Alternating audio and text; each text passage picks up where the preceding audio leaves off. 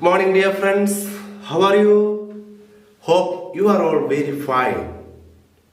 Today, we are going to the second chapter of the third unit named Another Woman. It's a poem written by a Pakistani poet named Miss Imtiaz Darkar. So, this poem clearly depicts the picture of a woman who is working in the kitchen. Before we go in detail into this chapter, I just call your attention to what is happening in your house now. Just look, what is your mother doing now? While watching this video, I am requesting you to look at your mother. What is your mother doing now? What is she doing? Either she may be cooking something in the kitchen, or she may be washing clothes, or she may be cleaning the house, wiping the floor, or whatever may be. She will be working in the house. So, our mothers are really working a lot in our house. They are taking care of the family actually. When fathers are working in the field or they are going to do some other works, our mothers are taking care of our home, taking care of the home and all the members in the family. So, in this chapter also we see a woman or a mother or a woman who is working very hard in her house in spite of all difficult situations. So, let us go into the poem.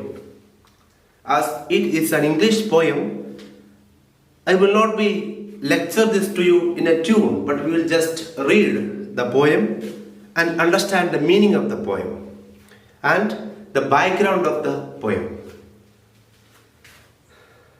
The name of the poem is Another Woman. What does the term Another Woman means? The title itself shows there are many women. So this is another woman who is going in the path of the many women who had already passed this path. So let us see who is this another woman. This morning she bought green methi. You know what is methi? Green methi in the market, choosing the freshest bunch. So this is a mother, this is a woman who is a housewife, and she has brought fresh methi from the market. The freshest bunch. Bunch means a group of leaves collected together. A bunch of grapes, we say. A bunch of grapes. When we make grape into plural, we say a bunch of grapes, a bunch of keys. Likewise, a bunch of freshest methi. Picked up a white radish. White radish, you know what is white radish? That's a kind of vegetable. Imagined the crunch it would make. They imagined if when our mothers are going into the market to purchase vegetables, while they select a vegetable, they will have an idea in their mind. So in what way they are going to cook it. So in the same way, this woman, while she picked up a white radish, she was imagining the crunch it would make. What would be the crunch? The happiness of the mother is when the members of the family are eating it with the crunch, with the taste. So she was imagining how tasty it would be. The crunch is the chewing of something, and the sound that is heard from the chewing of a food item, an edible thing. So she was imagining the crunch it would make. Between her teeth, the sweet sharp taste. The sweet and the taste also. The crunch it would make between the teeth. Between her teeth, the sweet sharp taste. Sweet and sharp taste. It is also denoting, she is also imagining about the taste it would make. Then put it aside. Then she took it and imagined what kind of curry she is going to make and put it aside. She did not purchase it. thinking it an extravagance. Extravagance means what? Spending more than what is needed. Already she has taken methi, so purchasing white radish again, it will be more expensive. The money will be more. So more than what is needed. So she considered it as an extravagance and put it aside. She did not purchase it. She purchased only methi. Counted her coins out carefully, and as we know, our mothers are managing the kitchen and they are given money to purchase vegetables and other things, and they will be very stingy to spend money. They will argue with those businessmen or who are selling things. They will argue with them and they will take more things because they know the pain of managing the kitchen or controlling, making food for the entire family. So they will be arguing and making the money less. But in that way they will be trying to control the expenses of the family. So here also, because of as it was an extravagance, she avoided buying more things and just took only one vegetable, that is methi, and she took out her money and counted it carefully. So we have seen that this is a scene that we can regularly watch it anywhere we go, in any of the market, even in our market or anywhere we can see it. Many ladies, many women are coming, many women are coming there and buying things. Counted her coins out carefully, tied them a small bundle into her sari at the waist, and we can see in the local areas, women keep money at the tip of their sari. Inside that they cover the money and keep it safely. A small bundle into the sari at the waist. At the waist they are keeping their money. Came home, and after buying only one vegetable, she came back home. Faced her mother-in-law's dark looks.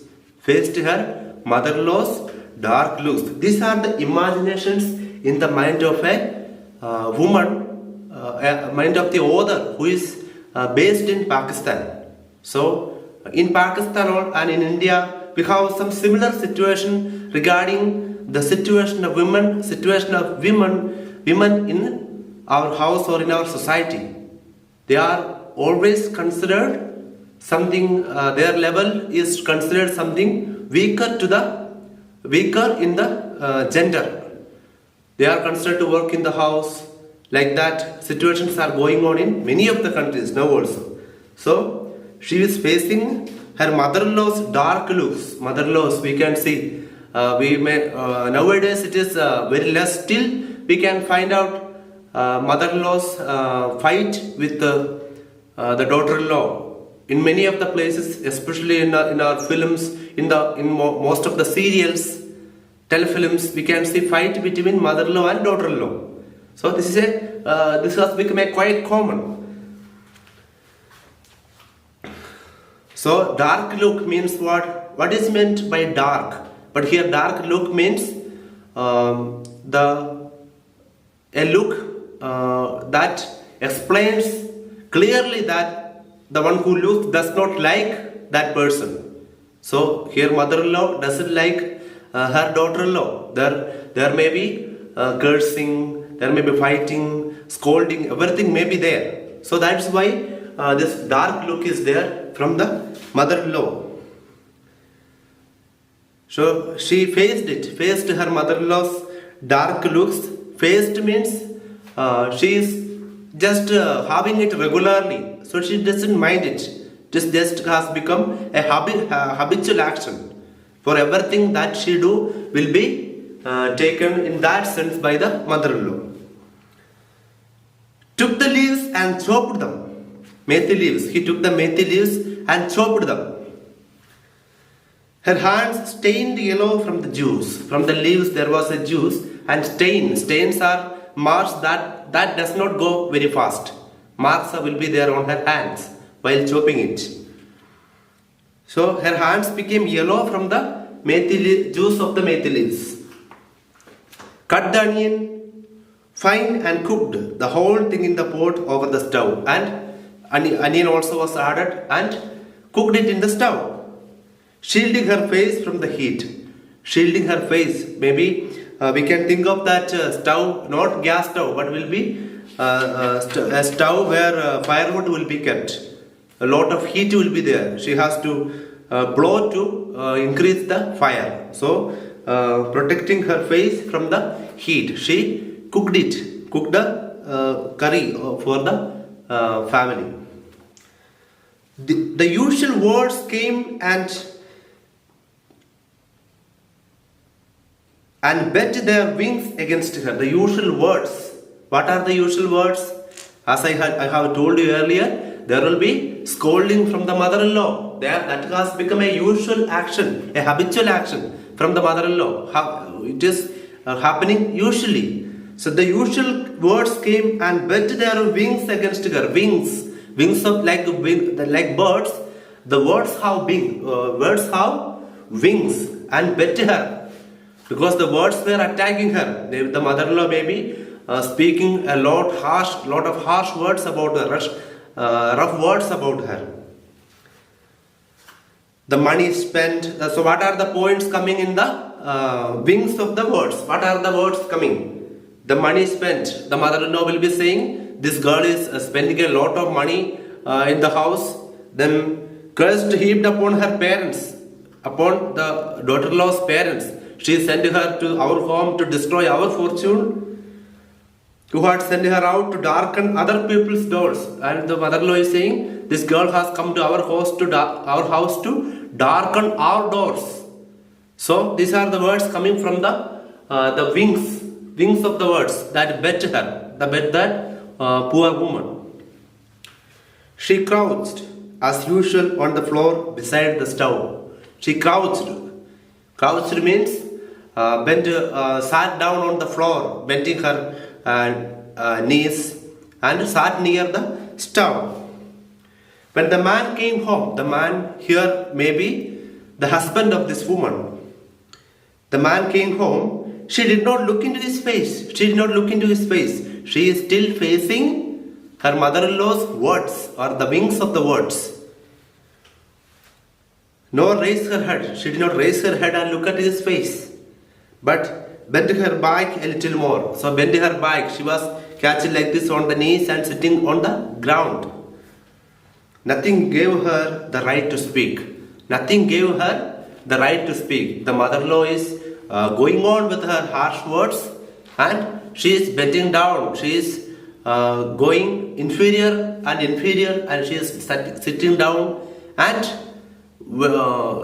not even maybe listening properly to what she is saying, because it has become usual. So up to now we have finished the first page. So in this portion itself we can see the situation of many women in our houses. So this is a regular situation in many of the places in India, Pakistan, and many of the countries, or many countries where women are not considered equal with men, and where women are sent to suffer in other houses, where women are not given proper care from others. So let us look at our family and see whether our mothers are cared properly or not. These things happen in every house, but it's our duty to take care of our mother. As I had told you in the beginning, what is your mother doing now? So what we can do now? Our duty is to go and help your mother. Please stop watching this, do the homework later, but get up, go and help your mother. And we will see the remaining thing in the next class only after you help your mother. Thank you very much.